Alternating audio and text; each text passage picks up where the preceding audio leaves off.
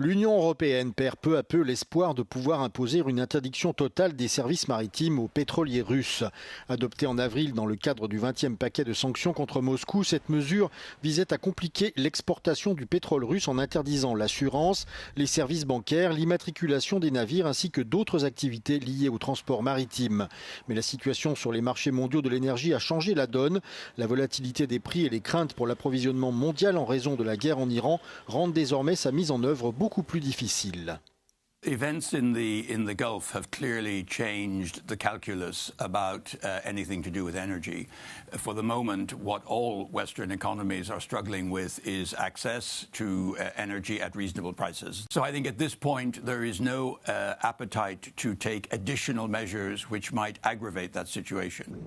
La raison officielle de cette pause était la volonté de parvenir à un accord au niveau du G7, mais les autres membres du groupe ne se sont pas montrés enthousiastes. So in the 20th sanctions package, we did indeed include a legal basis to eventually activate a full maritime services ban. But we were clear that we would do this in consultation and in cooperation with our G7 partners. But we do remain committed to all of the measures that we've put in place, like the oil price cap, and what we can do to minimize revenues that Russia might gain from the situation in Iran.